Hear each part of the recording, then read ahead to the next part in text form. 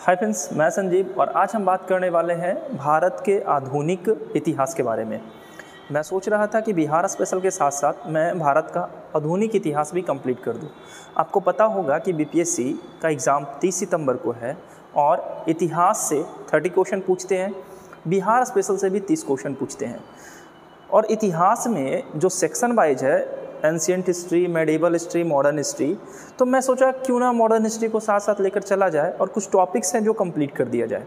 आधुनिक इतिहास का बात जैसे ही करते हैं तो हमारा सबसे पहले बात स्टार्ट होता है अराइवल ऑफ यूनियन कंपनीज का, और यहीं से हम बात स्टार्ट करेंगे। अराइवल ऑफ यूनियन कंपनीज यानी व्यापारी कंपनियों का भारत में आगमन। तो आज हम स्टार्ट करने वाले हैं भारत का आधुनिक इतिहास, और आज के दिन हम पढ़ने वाले हैं पुर्तगाली के बारे में और कैसे कैसे भारत में व्यापारी कंपनियां आई, क्या क्या की, इसके बारे में हम बिगिनिंग टू एंड पूरा कंप्लीट करने वाले हैं, जिसमें सबसे इंपॉर्टेंट रोल रहने वाला है ब्रिटिश का और पुर्तगाल का। तो चलते हैं। आप जैसा कि देख रहे होंगे बोर्ड पे ये है वर्ल्ड का मैप, और वर्ल्ड के मैप में सबसे इंपॉर्टेंट क्या है कि ये जो हमारा है मैप, इसमें पुर्तगाल किधर है, तो ये क्षेत्र है हमारा पुर्तगाल का ये। और यूरोप वासियों ने और पुर्तगालियों ने क्या किया, जल मार्ग से रास्ता ढूंढने का शुरुआत किया। सबसे पहले बात करते हैं हमारे पुर्तगाली राजा जो थे हेनरी द नेविगेटर।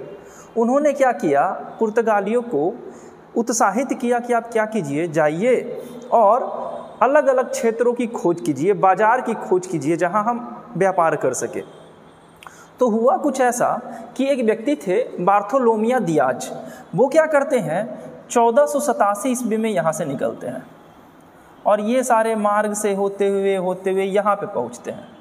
अब ये क्षेत्र जो हमारा कहलाता है, ये कहलाता है Cape of Good Hope. Cape of Good Hope. बाद में इसी क्षेत्र को कहा गया उत्तमाशा अंतरीप। उत्तमाशा अंतरीप कहा गया या इसे तूफानी अंतरीप कहा गया, ठीक है ना।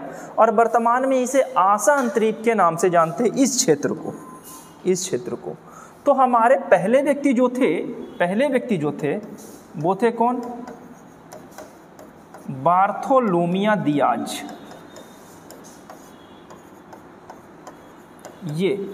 ये सफल नहीं हो सके, भारत की खोज पे निकले थे, ये सफल नहीं हो सके, तो फाइनली इन्हें यहाँ से लौटना पड़ा पुर्तगाल। फिर बात क्या आती है, 1492 का समय आता है, यहाँ से एक व्यक्ति निकलते हैं जिनका नाम होता है कोलंबस। और कोलंबस निकलते हैं भारत की खोज करने के लिए, और उनका मानना था कि अगर मैं निकलूँ समुद्र में और जैसा कि धरती गोल है तो अपने आप में भारत पहुँच जाऊँगा। और ये थाउट लेकर ये निकल गए जहाज़ लेकर, और ये चले गए अमेरिका। यानी निकले थे जापान, पहुंच गए चीन वाली हाल हो गई, और ये पहुंच गए अमेरिका। यानी कोलंबस ने 1492 ईस्वी में अमेरिका की खोज की थी, और ये क्वेश्चन भी एग्जाम में आया हुआ है। तो ये दो व्यक्ति केप ऑफ गुड होप के नाम से कहाँ जाना जाता है, तो ये हमारा है अफ्रीका, और नीचे हमारा है साउथ अफ्रीका, दक्षिण अफ्रीका। दक्षिण अफ्रीका का जो निचला छोर है इसी को हम केप ऑफ गुड होप या आशा अंतरीप या उत्तमाशा अंतरीप के नाम से जानते हैं। बाद में क्या होता है, सन 1498 का बात कर ले, 1498 एक व्यक्ति आएंगे जिनका नाम है भारत में Vasco D gamma. Vasco D gamma यहाँ से निकलेंगे, इसी मार्ग को पकड़ के चलेंगे और यहाँ पर पहुँच जाएंगे। यहाँ पर तो वो पहुँच जाते हैं। अब इन्हें भी समस्या होती है कि आगे किधर बढ़े। तो एक व्यक्ति होता है यहीं पे, गुजरात का व्यक्ति होता है, ये मैप में दिख रहा होगा, ये है गुजरात हमारा। गुजरात का व्यक्ति होता है, इसका नाम होता है अब्दुल मजीद। अब्दुल मजीद इन्होंने ही हमारे जो थे वास्को डी गामा उनको रास्ता दिखाते हुए इस क्षेत्र पर लेके चले आए। कौन सा क्षेत्र, भारत का केरला, कालीकट बंदरगाह, ठीक है, जहाँ पे भारत के तत्कालीन राजा जो होंगे जमोरिन, वो इसका स्वागत करेंगे। तो कुछ कहानी ऐसी होती है कि 1487 में देखे कि हमारा केप ऑफ गुड होप की खोज किया था बार्थोलोमियो दियाज, और वहाँ के जो राजा थे हमारे, उन्होंने इसमें उनकी मदद की थी। यहाँ पे उसके बाद हम देखें कोलंबस, 1492 में कोलंबस निकलते हैं और निकलते खोजने के लिए भारत पहुंच जाते हैं अमेरिका। और 1498 में हम देखते हैं कि हमारा वास्को डी गामा निकलते हैं, केप ऑफ गुड होप पे पहुंचते हैं और बाद में ये आ जाते हैं भारत में। किसकी सहायता से? तो अब्दुल मजीद की सहायता से। तो कुछ ऐसी स्टोरी थी हमारा भारत की खोज को लेकर और वास्को डी गामा इस तरीके से हमारा इस क्षेत्र में पहुंचे थे।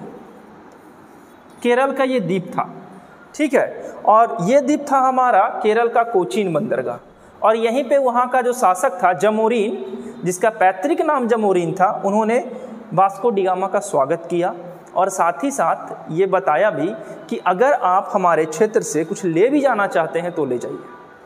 ये खुश होकर जमोरीन ने इनको मसाला दिया और कहा जाता है कि जब ये लेकर गए थे पुर्तगाल तो जितना इनकम हुआ, उनका जो खर्च हुआ था, सारे खर्च को काटने के बाद भी लगभग 60 गुना ज़्यादा प्रॉफिट हुआ था उन्हें।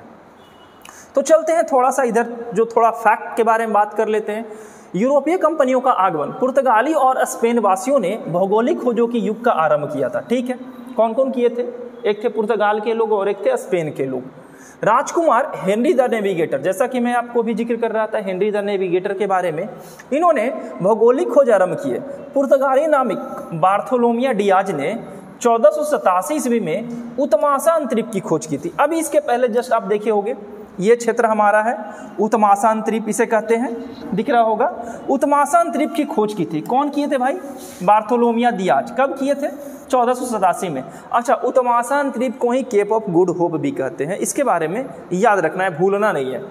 1492 में क्या होता है? स्पेन निवासी कोलंबस भारत पहुंचने की मार्ग की खोजते हुए अमेरिका पहुंच गए। जैसे बोले जाना था जापान, पहुंच गए चीन, वही बात हो गया कोलंबस के साथ। ये निकले थे 1492 में कि भारत की खोज करना है और पहुंच गए कहाँ? ये चले गए हमारे अमेरिका। वही वास्को डी गामा का बात कर लेते हैं तो उत्तमासा अंतरिक्ष, जिसे केप ऑफ गुड होप भी कहते हैं। ये जो बात मैं बार बार रिपीट इसलिए कर रहा हूँ कि ये ऑलरेडी एग्जाम में आया हुआ है, इसलिए इन बातों को थोड़ा ध्यान में रखना। होते हुए समुद्री मार्ग से 14 मई 1498 को भारत पहुँचने में सफलता हासिल की। अब भारत ये खुद से नहीं पहुँचे थे, भारत पहुंचने में हाथ था हमारा गुजरात के एक पथ प्रदर्शक जिसका नाम था अब्दुल मजीद, उसकी सहायता से ये भारत पहुंचे थे। आगे देखते हैं। पुर्तगाली यूरोपीय देशों में सर्वप्रथम पुर्तगाल भारत आए थे, ये तो सब जानता है। लगभग 15वीं शताब्दी के अंत में 1498 में भारत आए थे पुर्तगाल, ठीक। वास्को डी गामा ने समुद्री मार्ग से होते हुए, यहाँ पे देख रहे हो, समुद्री मार्ग की खोज की। वह पुर्तगाली के शासक प्रतिनिधि के रूप में भारत आया था। वास्को डी गामा ने गुजराती पथ प्रदर्शक अब्दुल मजीद की सहायता से कालीकट के प्रसिद्ध बंदरगाह कप्पकडापू पर पहुंचा था। यहाँ पे जो आप देख रहे हैं यह है केरल का क्षेत्र और यहीं पे हमारा कालीकट और यहीं पे एक बंदरगाह था कप्पकडापू बंदरगाह। यहाँ पे वो पहुंचे थे किसकी मदद से? तो अब्दुल मजीद की सहायता से। और वहाँ के हिंदू राजा जिनकी पैतृक उपाधि किसकी थी? जमोरीन। और ये क्वेश्चन बार बार पूछा है, वास्को डी गामा कालीकट कब पहुँचे, उनका स्वागत किसने किया था? तो इस तरीके से उन्होंने क्या किया? वास्को डी गामा का हार्दिक स्वागत किया।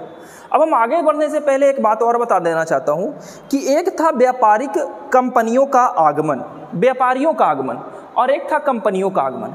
अगर हम व्यापारियों का आगमन देखें, पुर्तगाल के व्यापारियों का आगमन, तो व्यापारी इस तरीके से आए हैं। यानी सबसे पहला जो व्यापारी आया है वो पुर्तगाल है व्यापार के नज़रिए से, फिर अंग्रेज, डच, फ्रांसीसी और डेनिश, ये आने का क्रम है। और अगर कोठी स्थापित करने का क्रम देखा जाए तो सबसे पहले कोठी किसने स्थापित की थी? पुर्तगाल ने 1503 ईस्वी में। और इसके बारे में मैं प्रॉपर जिक्र करने वाला हूँ। क्वेश्चन पूछता है कि पुर्तगालियों ने सबसे पहले अपनी कोठी कहाँ खोली? कोचीन में। ये था कोठी खोलने का क्रम। तो आने का क्रम और कोठी खोलने के क्रम में बेसिक डिफरेंस ये है, यहाँ पे आप देख रहे होगे अंग्रेज और डच, और यहाँ पे देख रहे होगे डच और अंग्रेज। आने के क्रम में अंग्रेज पहले आए और अंग्रेज 1600 ईस्वी में भारत नहीं पहुंचे थे, वो इंडोनेशिया पहुंचे थे। भारत आए थे 1608 ईस्वी में, जहांगीर के दरबार में आया था कैप्टन हॉकिंस। ये कहानी शायद आप लोग जानते होंगे, ठीक है ना। फारसी और तुर्की भाषा दोनों जानते थे हॉकिंस, और हॉकिंस ने जहांगीर से फारसी में बात की थी। जहांगीर खुश होकर उसे एक उपाधि भी प्रदान की थी, ठीक है, और उसके अलावा उसे 400 का मनसब भी प्रदान किया था। इंग्लिश खां की उपाधि थी और 400 का मनसब प्रदान किया था जहांगीर ने इन्हें कोठी खोलने की अनुमति दे भी दी थी, लेकिन स्थानीय जो शासक थे और पुर्तगाल के विरोध के कारण इन्हें कोठी खोलने से फिर मना कर दिया गया। तो ये स्टोरी आप ऑलरेडी जानते होंगे। तो हम इसलिए इस बात को सामने रहे हैं कि ये हमारा आने का क्रम है कि व्यापारी आए थे कैसे और ये कंपनी कैसे कैसे स्थापित किए थे। यहाँ पे बस याद रखना ये दोनों में कन्फ्यूजन आपका होगा। कंपनी कहाँ खोली गई, तो पुर्तगाल सबसे पहले कंपनी कोचीन में खोले थे, जबकि डच और अंग्रेज मसूलीपट्टनम में ही कंपनी खोलते हैं, और जबकि अंग्रेज को जहांगीर सूरत में कंपनी खोलने का परमिशन देता है, लेकिन ऑलरेडी कोठी बना चुके थे अंग्रेज मसूलीपट्टनम में। फ्रांसीसी खोले थे सूरत में और त्रबनकोल में खोले थे डेनिस।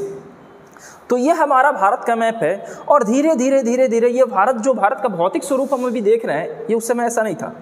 उस समय मद्रास हुआ करता था, बंगाल हुआ करता था, अवध हुआ करता था, ये सारे क्षेत्र हुआ करते थे, अलग अलग क्षेत्र। बाद में ये क्षेत्र छोटे छोटे एरिया में बट गए।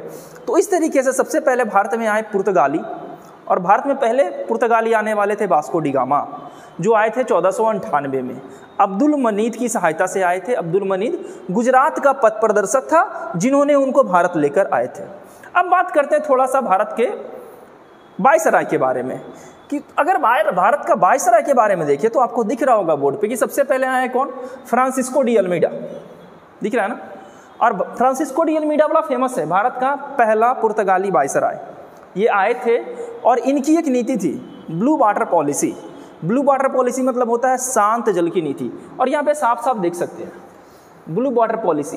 क्वेश्चन आपसे इतना ही पूछेगा, भारत में आने वाले पहले पुर्तगाली वायसराय कौन थे, तो यही थे। अच्छा, 1508 ईस्वी में अल्मीडा तथा संयुक्त मुस्लिम सैनिक के बेड़े के साथ युद्ध हुआ और इसमें अल्मीडा हार जाते हैं।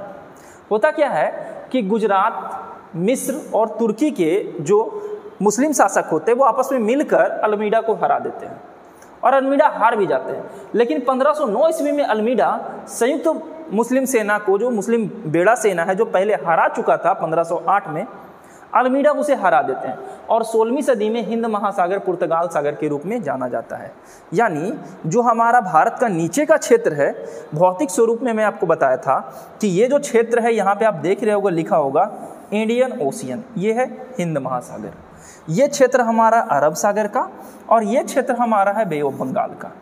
तो हिंद महासागर पे जब हमारे अल्मीडा संयुक्त सेना को पराजित करते हैं, मुसलमानों की संयुक्त सेना को, तो हिंद महासागर पुर्तगाली सागर के नाम से प्रसिद्ध हो जाता है।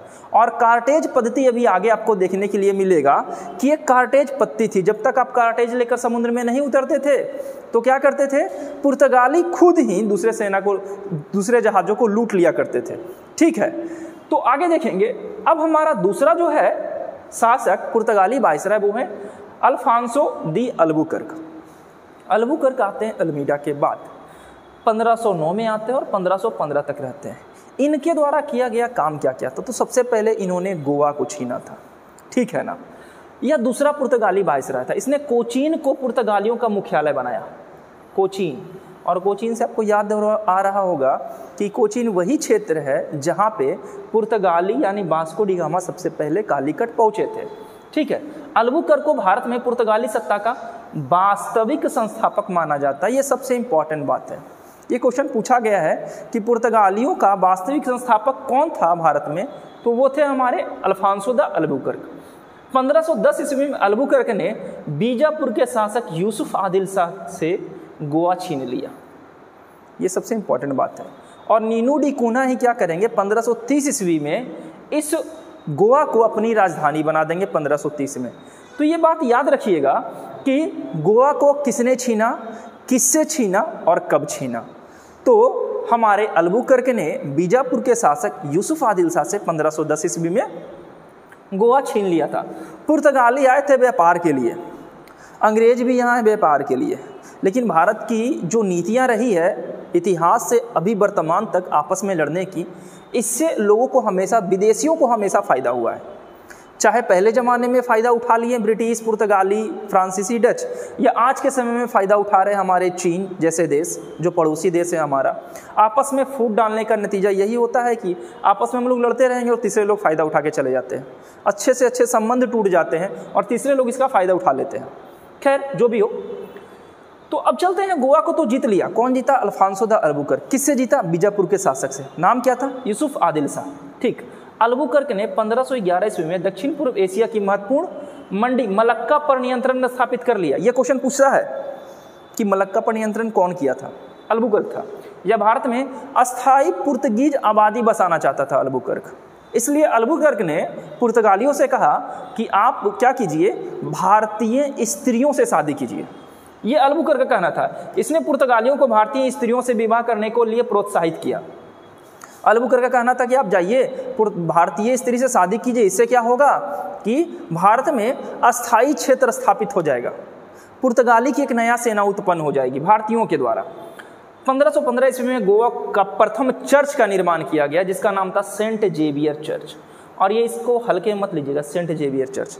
सेंट जेवियर के नाम से कॉलेज भी है, भारत में स्कूल भी चल रहे हैं, चर्च भी है, और है ये भव्य और विशाल चर्च है। स्कूल, कॉलेजेज, इसकी फैसिलिटीज, इसका एजुकेशन जो प्रोवाइड करता है ये संस्था काफ़ी अच्छी संस्था है। ये मैं इस संस्था को अच्छे से देख चुका हूँ काफ़ी करीब से, ये काफ़ी अच्छी संस्था है। अच्छा, अल्बुकर्क ने अपने क्षेत्र में सती प्रथा पर प्रतिबंध लगा दिया।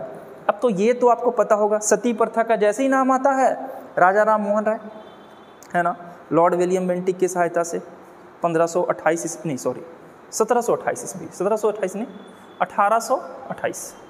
क्योंकि 1772 ईस्वी में राजा राम मोहन राय का जन्म हुआ था। हाँ, 1828 ईस्वी में सती प्रथा का अंत किया था लॉर्ड विलियम बेंटिक की सहायता से।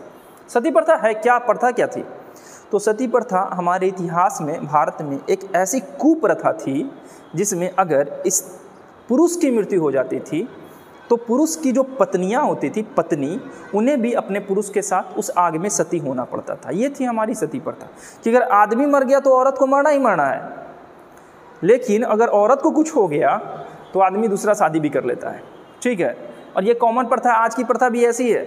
अगर स्त्री कुछ गलती करे तो उसको घर से बाहर कर दो, और अगर पुरुष गलती करे तो समाज उस पर क्वेश्चन भी नहीं करते हैं।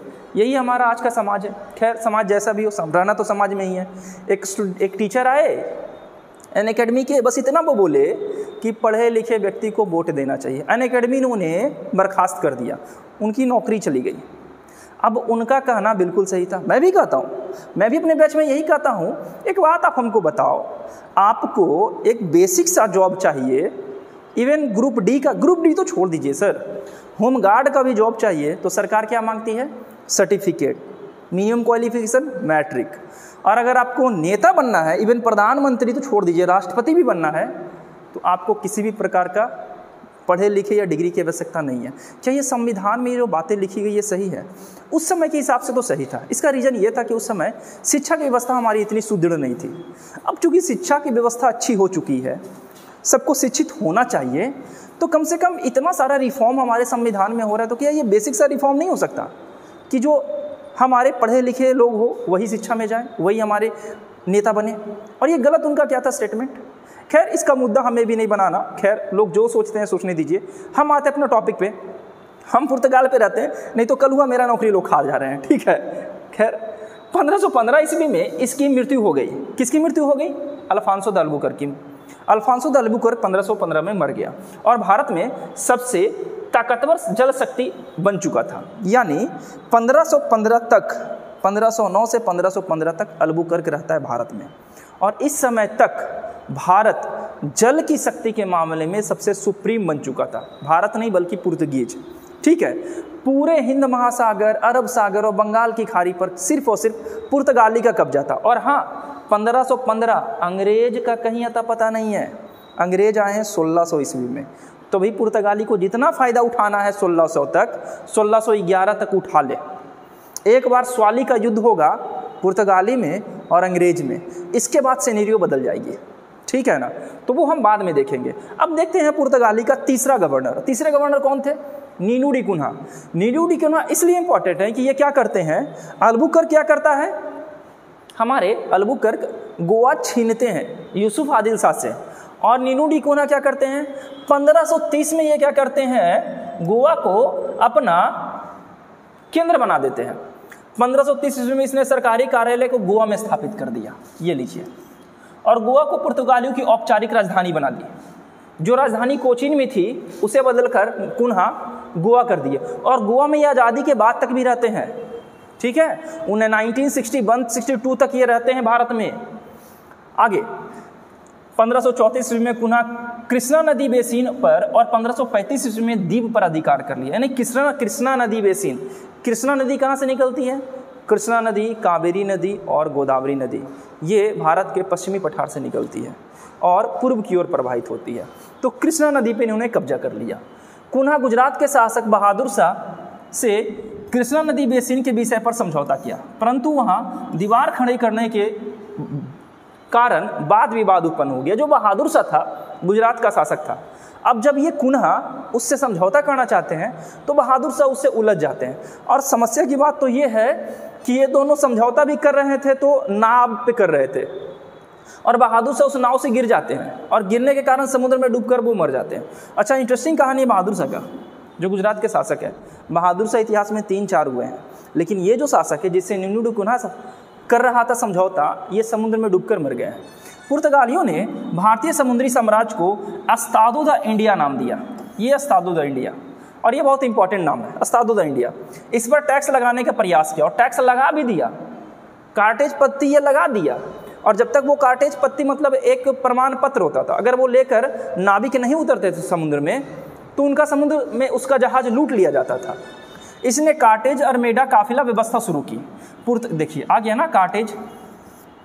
पुर्तगालियों ने अपने आप को सागर का स्वामी कहने लगा, और वो स्वामी उस समय थे भी, क्योंकि जो हमारे भारत के शासक थे उस समय, जहांगीर उस समय शासक थे, उनको मतलब ही नहीं था, उनको मतलब था साम्राज्य का विस्तार, और वो समुद्र के बारे में सोचे भी नहीं थे। और यहाँ पे ये क्या कर रहे थे, पुर्तगाली यूरोपीय कंपनी व्यापार करने के लिए अपना क्षेत्र ढूंढ रहे थे, ठीक है। लालच दे देकर भारतीयों को लालच दे देकर यहाँ व्यापार करने के मुद्दे से आते हैं, और व्यापार करने के बाद यहाँ शासन शुरू कर देते हैं। और भारतीयों का भी वैसा ही है, जिधर थोड़ा सा लालच दिखा नहीं उधर चले गए, ठीक है।